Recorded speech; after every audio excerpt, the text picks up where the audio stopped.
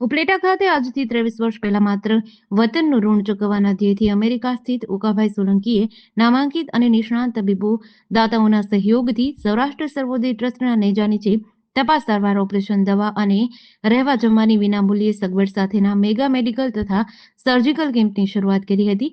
દર વર્ષે ઉકાભાઈ સોલંકી તથા તેમનો પરિવાર અમેરિકાથી ઉપલેટા આવી આ કેમ્પનું તન મન ધનથી સંચાલન કરે છે।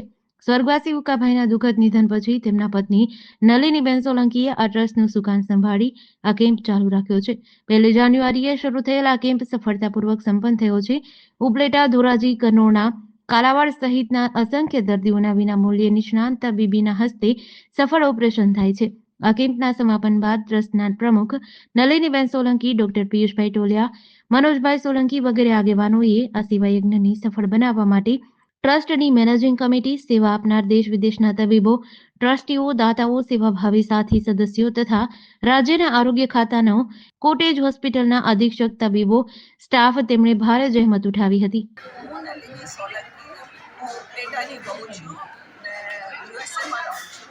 મારા વર્ષ 2001માં સૌરાષ્ટ્ર સર્વોદય ટ્રસ્ટ બનાવ્યું હતું ને મેં 2001થી મેડિકલ કેમ્પ ઉપલેટામાં શરૂ કર્યો હતો ને આજે 25 વર્ષ થયા અમે ને 2 વર્ષ અમે કોવિડને પ્રમાણે અમે લોકો કેમ્પ નથી કર્યું, પણ 2 વર્ષનો ફાળો અમે લોકો હોસ્પિટલમાં બધા ઇક્વિપમેન્ટ વસાવી નાખ્યા કે કારણે કે તમે 12 માસે તમે સેમ મળે તો તમારે અમારે લોકોની રાહ ના જોવી પડે।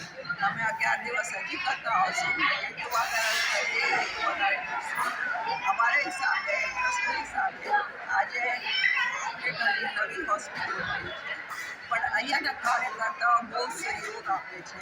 હોસ્પિટલના બધા લોકો એટલું હાર્ડ વર્ક કરવા માંડ્યા છે કે અહીંયા જુદી જુદી જગ્યાના 12 માસે લોકો, સારા માણસો વિના ફી દઈને અહીંયા બધું કરાય છે। એટલે આવો વધારો ઉપલેટા હોસ્પિટલનો લાભ લો, આમાં કાંઈ ખામી ના રહે। અમે આ ટ્રાય કરશું કે તમે સારું મળે। જેડીસી ન્યૂઝ સાથે વિપુલ ધામેચા, ઉપલેટા।